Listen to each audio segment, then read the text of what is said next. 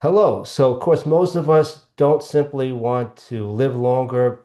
We want to remain active, engaged, connected, and able to enjoy the people and the pursuits that make life meaningful. And in my work with adults who have hearing challenges, I focus on helping people preserve their confidence, connection, purpose, and vitality as they age. So that's why I wanted to speak with Natalie. I have a great respect for Natalie and her knowledge and experience helping people add more life to their years rather than simply more years to their life. And I think that by the end of our conversation, you'll have some practical ideas that you can use to support your health, happiness, vitality, and quality of life as you age.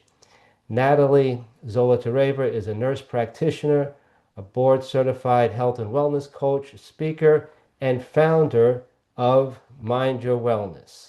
So, Natalie, hello. Glad to see you.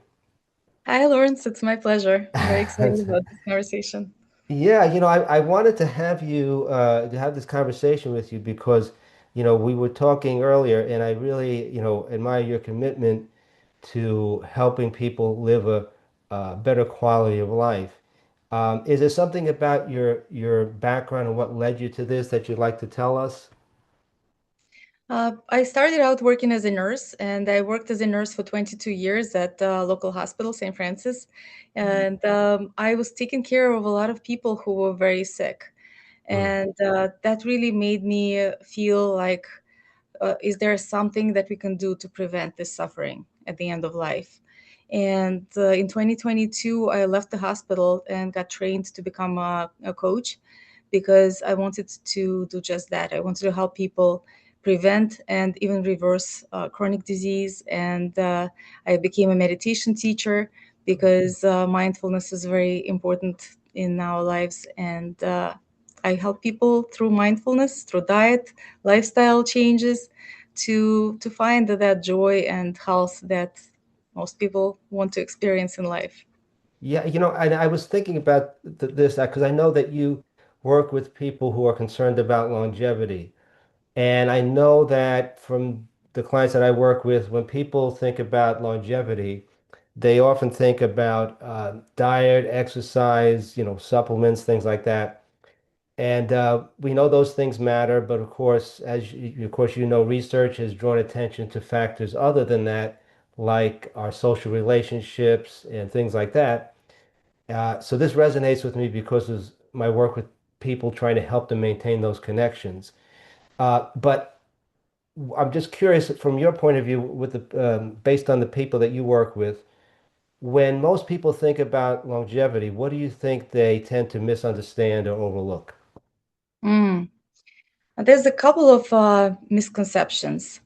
And I think one of the big misconceptions is that everybody wants to get live as long as possible. Actually, there was a study done, and 60% of Americans chose to live to 80 as opposed to living 120 or having an unlimited lifespan. Hmm. So that was an interesting Wow. revelation. Yeah. Yeah. And another misconception is that genetics is the most important thing that determines your longevity. Right. And we know that genetics does matter, but most people, well, actually, all people, do not die of old age. Even centenarians, they still die of chronic disease. Hmm. So before we talk about extending lifespan, we have to make sure that we don't die of chronic conditions. So lifestyle has a lot of power to prevent and reverse chronic diseases. Hmm. For example, number one killer of Americans is heart disease, and you can reverse it with lifestyle medicine, with lifestyle interventions. There are pioneers of lifestyle medicine like Dr. Ornish and Dr. Esselstyn, and they Hmm. did studies that showed that people who were sent home to die because Western medicine failed and couldn't help them with their heart disease, they were placed on a strict whole food plant-based diet, and within weeks their symptoms improved. And within months and years, we can see radiographic evidence that the plaque actually reduced. So a true Wow. reversal of heart disease Yeah, with that. I'm glad to hear that. I have some heart disease in my family history, so that that makes me feel really good and makes me want to really focus on, what the lifestyle adjustments I can make. I know Mhm. I've heard you speak about lifespan, health span, I think even joy span. As an Mhm. audiologist, I've worked with adults who physically their health might have been relatively stable, but Mhm. partly because of if they have untreated hearing loss, their world has become smaller.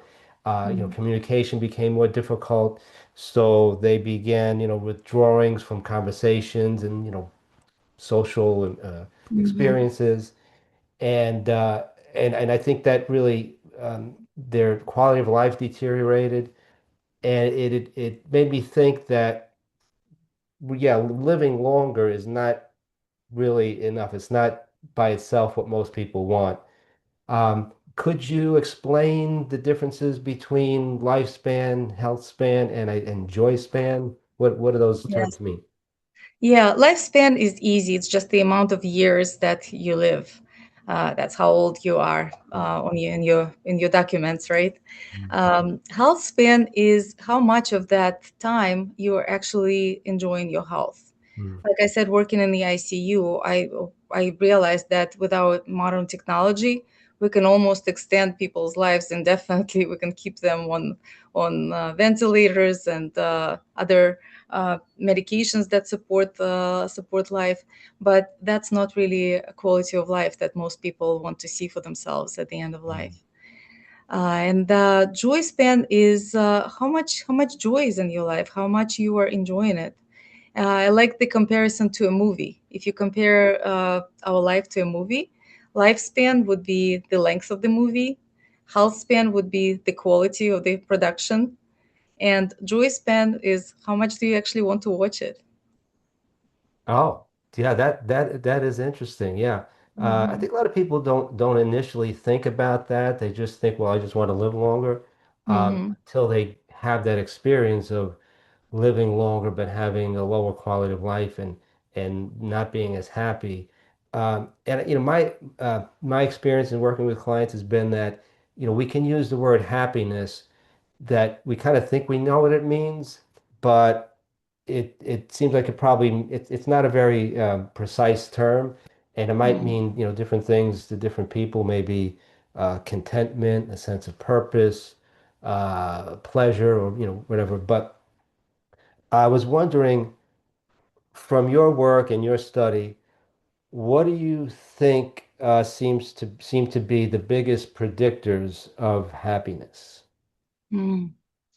Yeah, happiness is that elusive thing that we all want in life, right? Mhm. um, I think there is one huge lie that we buy into. Most of us, I don't want to say everybody, but most of us buy into when since our young age, and it's that happiness will happen when I get something Mhm. external. It's like I'll be so happy when I get my favorite toy for Christmas, Oh. right? Then you go to school and school is hard, and you're thinking, when I graduate high school, oh my God, I'm going to be so happy. Then if I could only get into my favorite college, and then college is hard, and then you're thinking, if I graduate college, finally get a job, start making money, that's going to be the day, right? And then Mhm. work is hard. Responsibilities. So it just keeps going and going. And it's like we are running a race to the finish line, and that finish line keeps moving.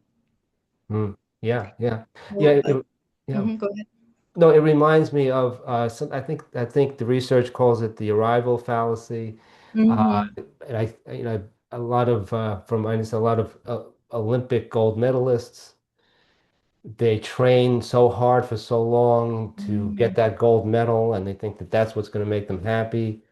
And they finally do it, and they get the gold medal, and they find within a few weeks, in some cases, for those gold medalists, a few weeks later, they got the gold medal, and they could be in almost a clinical depression Yeah, yeah, because they that. don't know what's next, and they don't, have a Mhm. purpose. So, I think what I find with my clients, it certainly aligns with what you're saying, that the feeling of making progress or the journey and enjoying the present Mhm. is um, what really the people that are the happiest seem to focus on uh, focus on the most.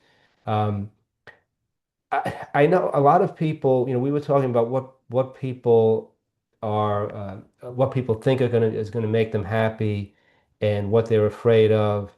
And I don't know if you've seen this, but uh, a lot of people I work with, if they're getting older, they may have had friends or family who've had dementia.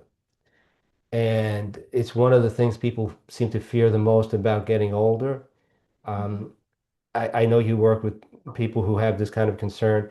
It's a personal thing for me. I had an aunt who ended up developing pretty severe dementia to the point that she didn't recognize her daughter when she came to visit. Yeah, I'm really sorry. Yeah, so but I think anybody who's had that experience of seeing a friend or family member develop more advanced dementia, you know, um, you can understand why they might feel like they want anything other than that. Um, Mhm. is there anything that we can realistically do to protect our brains and reduce our risk of dementia? Yes, there's actually a lot that I can say on the subject. Do you mind if I add a couple of things about Sure. this subject of happiness before we Yeah. move Oh, on? yeah, that's Yeah. great. So I kind of said what not to do, right? Not to expect Yeah. that happiness will happen when I will be happy when. That's the biggest fallacy. Two things that I find really help us experience the happiness. One is connection, which is something that you work with your clients. And Mm, as we talked once before about Helen Keller, what she said about hearing, that it disconnects us from people, right? mm, So this connection with others is super important for our fulfillment and a sense of purpose, knowing mm, that you have a purpose in life, something that you contribute to others. Those two things are very important. And another one that gets overlooked sometimes, I think, is mindfulness. You kind of touched up on that as well. It's being present with this moment, with whatever is happening right now. Like right now, I'm talking to you, but I'm listening to you. I'm also aware of my body sensations, of the sounds outside, of the my breath sensations in the body. So it's bringing this awareness of this to this present moment that makes it feel fully alive.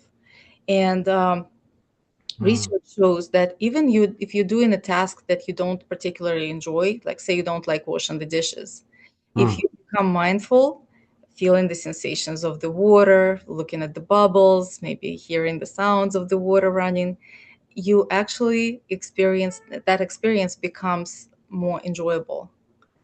So Yeah. when we're not present, our mind goes into past with the regrets and thinking things over, in the future with fears and predictions, or in a place of judgment. And when we are in those places, we are escaping this very present moment where life actually happens. So mindfulness helps us be fully here and enjoy the moment. Yeah, that reminds me. I had a client once that told me that one of the things that improved his quality of life the most was when he figured out that he should try to keep his mind and his body in the same place. Yeah, Uh, yes, exactly. yeah, and especially with technology now, people are staring at their cell phones and um, so many distractions. It can be hard. It reminds me of some of the discussions that we've had about meditation. And when I work with my clients, and we talk about what habits to develop for mental and physical vitality and health. I try to simplify all the research and make it very simple. And I make use an acronym that I think is easy to remember. MEDS, which stands for meditation, exercise, diet, and sleep. It's just a simplified way to summarize the research and the habits that are important. And I think when I talk to my clients about exercise, diet, and sleep, they're expecting that, and that makes sense to them, and they understand that. But when I start to talk to them about meditation and the role of meditation for mental and physical health, I think initially they're perplexed and they're kind of surprised that I would be talking about meditation. Why is that important?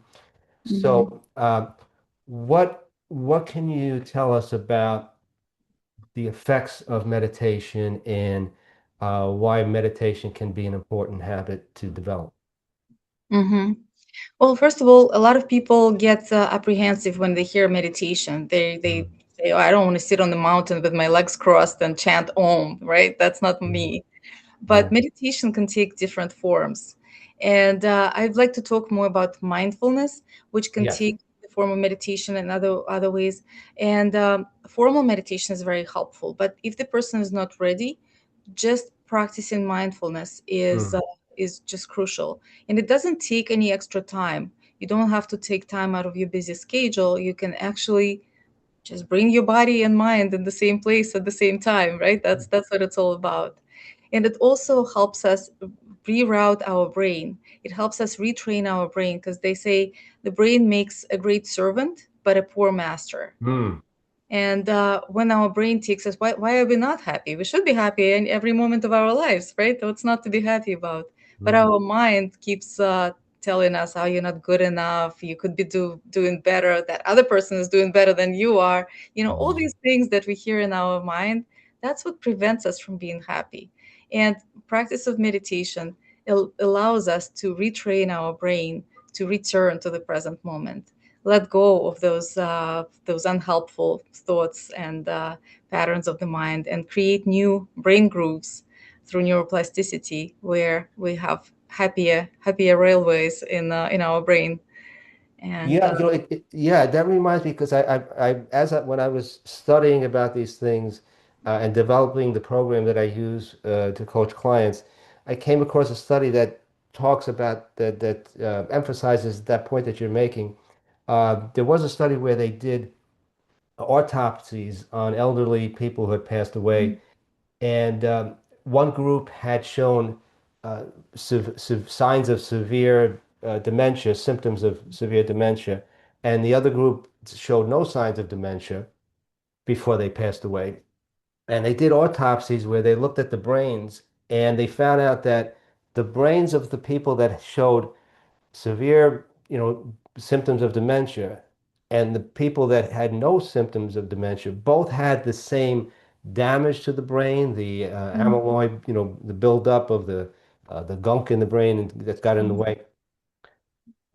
But the ones who didn't show any signs of dementia, it's not that they didn't have that damage to the brain, but they had developed pathways in the brain to get around the Mhm. blockages from probably being mentally active and so forth. So, uh, yeah, that's very important.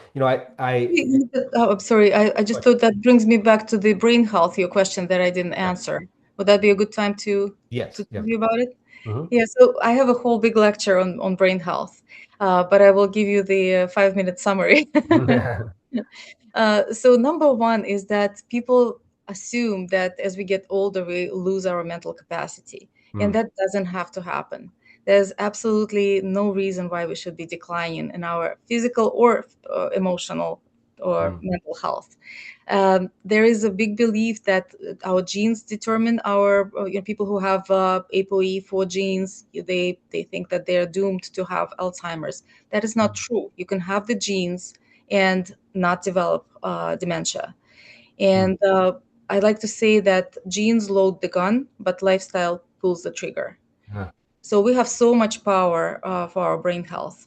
And you mentioned the acronym that you created for your clients, which makes me laugh because I used to say to patients in the hospital, "Have you tried meditation?" And they would be saying, "Which medication?" They need an So audiologist, yeah. yeah. So there is an acronym that was created by two neurologists. It's a couple, Dean and Aisha Sharzai. They Mm, call themselves the Brain Docs. So mm, they created an acronym, Neuro, and it stands for nutrition, exercise, unwind or stress reduction, restorative sleep, and optimization. mm, And those are the five things, five areas that we need to look into for our brain health. they happen to be good for overall health. So it's not just the brain, but they developed this specifically for the brain. Mm. So nutrition, a lot to say about nutrition. Like I said, I do Yeah. have a lecture, but in a nutshell, what's to avoid? Avoiding junk food, avoiding Mm. highly processed foods, and what to focus on, and also avoiding saturated fat. Saturated fat and trans fats are very high, elevate your risk of brain decline in brain health. So what to focus on? Whole plant foods. The more plants you eat, the healthier you're going to be. And they affect our health by many different mechanisms: antioxidants, vitamins, all these healing compounds. But most importantly, well, not most importantly, but very importantly, fiber. If there Mm. is one nutrient that Americans are deficient in, it's not protein, it's not magnesium, it's actually fiber. 95% of Americans are not getting enough fiber. Wow. And Mm. fiber is important not just because it makes us regular, but because it's food for trillions of bacteria, trillions of gut bacteria that live in our gut Mm. and do so much for our body. We're learning more and more about the positive effects of our gut bacteria. And we have to feed them with fiber so that they can do all these wonderful things for us. For example, they help the secretion of serotonin, improving our mood. They produce butyrate and other short chain fatty acids. So the short chain fatty acids are highly inflammatory compounds, and they Mm. heal the gut lining. They get absorbed into the bloodstream, and they cross the blood-brain barrier, reducing inflammation in the brain. And all that happens because we consume plant foods that feed those gut bacteria. So Wow. if I had a few number one through five foods that would be beneficial, number Uh-huh. one would be leafy greens. We should be eating at least one serving of leafy greens every day. Number Mhm. two would be berries. They Cool. are full of antioxidants. Blueberries have the anthocyanins that cross the blood-brain barrier, healing our brain. Uh, Number three would be beans. Beans are the number one longevity food. All the blue zones eat beans every day. Mm. So beans have multiple benefits and come in different shapes and sizes and colors. And Mm. when I say beans, I include lentils, chickpeas, soybeans, like all the vegetables Mm. in that family, and whole grains, which kind of have a bad rep in our society, because everybody's watching carbs. But I'm talking whole grains, not refined grains, not white flour, but whole Yeah. grains. They have high in vitamin B Yeah. complex. They again have fiber, and they have very positive correlation with lower diabetes rates and lower depression rates. They're very good for our mental health. So whole grains are included. And the last but not least, uh, spices and herbs. And I think that's an underestimated category of foods, and they are so easy to add to our diet, and it doesn't take your diet overhaul. You don't have to give up on your favorite foods. Just adding herbs and spices will up level every meal. So make Mm. every meal as an opportunity to include herbs and spices. I say even if you go for pizza, which is not a food that I recommend, because cheese is very high in saturated fat. But if you add some oregano, sprinkle some oregano on your food, you're up leveling your meal. So that's Yeah. nutrition. Then we have exercise, super Mm. important for brain health and for overall health. For brain, combination of aerobic exercise and strength training. And strength training, especially big leg muscles like Mm. cycling and squats. For some reason, that correlates with better brain health. And exercise produces BDNF, which is a hormone that makes it's like growth hormone for the brain, like miracle Mm. growth for the brain. So literally makes our brain expand and grow. So exercise super important. Then we have unwinding. This is where the meditation would fall into that category of Mm. finding ways to distress. Stress makes the brain shrink. It decreases the amount of BDNF, and it pulls the Mm. neurons apart, so it prevents the connections between neurons, which Wow. is why sometimes when you're in a stressful situation you can't remember the information. And then Uh, you're taking a shower and it just comes back to you because you relaxed, right? Neurons just yeah. reconnect. And different ways to relax. Communion with nature is great. Mm, Uh, Tai Chi, yoga, formal meditation, all those things. yeah. Then we have the restful sleep. Sleep again is super important for brain health because during sleep, a lot of things happen. We think that sleep is like doing nothing, but actually a lot is happening during sleep.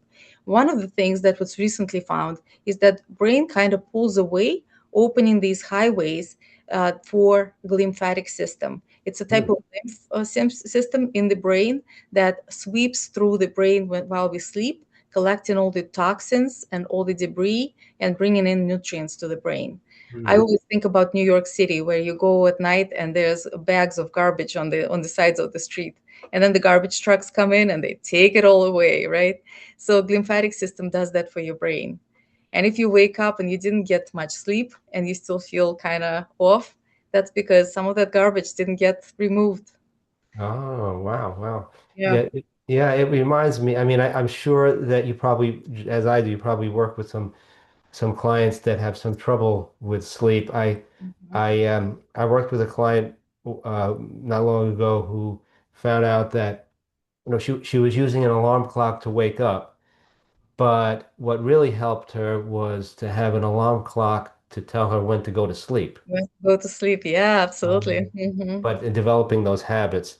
And Hmm. those were some good reminders, I think, about diet. I mean, everybody knows, they hear the phrase, you are what you eat, and everybody knows you're supposed to eat well. But I think it helps to realize, the research that you mentioned and how much an effect it has. I was glad to hear you recommend beans. Hmm. I like beans. Actually, when I was growing up, with my brother and I were young, and I liked beans. He didn't. In fact, he disliked beans so much he would not eat jelly beans.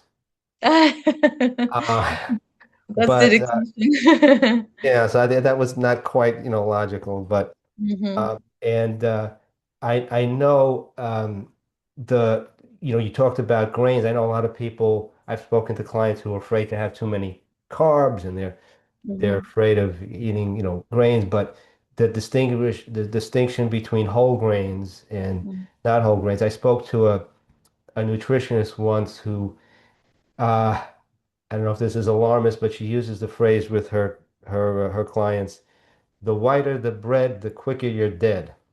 Oh, wow. So it's a little scary, but I think it motivated her clients, Hmm. to eat right. Um, so yeah, so that's good. Um, I'm curious. I know you spent years studying these subjects and working with people to help them improve their health. And so I'm curious about how this knowledge has affected your own choices. And are there any things that you've changed in your own life because of what you learned about longevity and healthy aging? Mm.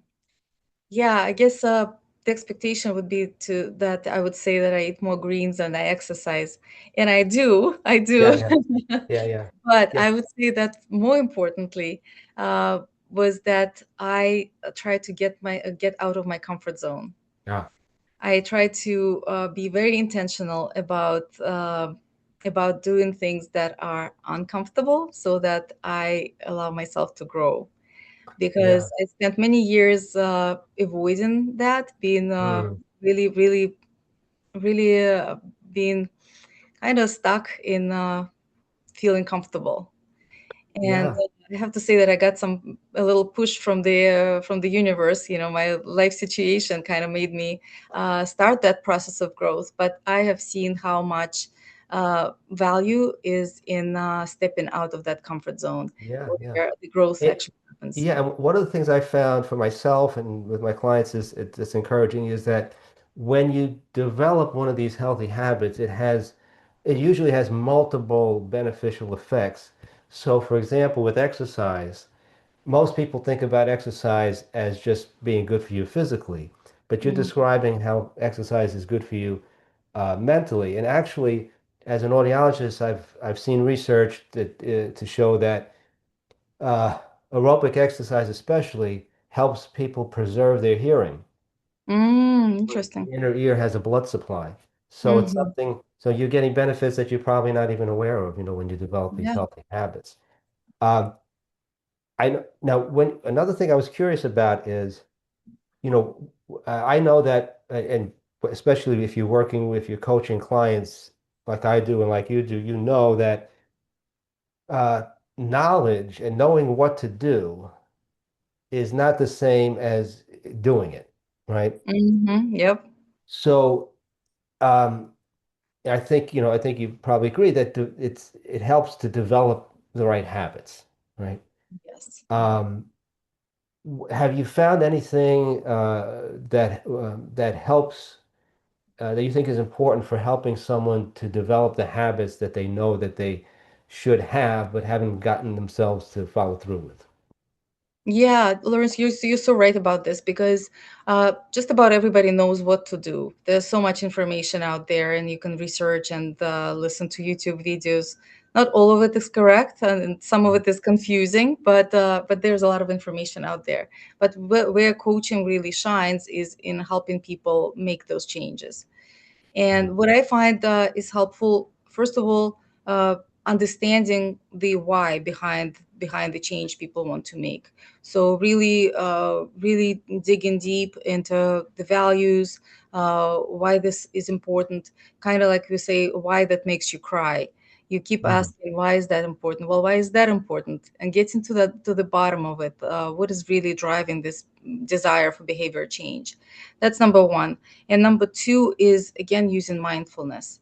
Instead of judging ourselves, instead of pushing ourselves and kind of like trying to whip ourselves into shape, actually observing our behavior and looking at the behavioral loop. What is the driver? What is the behavior that we're taking? And what is the result? What is the reward that we're getting from a bad behavior or a good behavior? And once we start being mindful without judgment, we start learning from our behavior, and it becomes easier to change. Mm. That's I think important to remember. So as we're coming to the end of our time, so as we wrap up, uh, if there was if someone is listening to this and they're feeling kind of overwhelmed and they don't know where to start, what would be your advice to them as far as just where to start and the first step to take to live a more the age more in a more healthy way? Well, it's always best to start any journey from where you are. Mm, So if they're feeling overwhelmed, being present with their state of overwhelm is the place to start, mm. because you can't start somewhere you're not. Right, right, and focus on small steps to get started. Yeah, I Um, like to teach people a self-compassion break, which is self-compassion is a practice that has multiple benefits to our health, to our mental status, and makes us more resilient.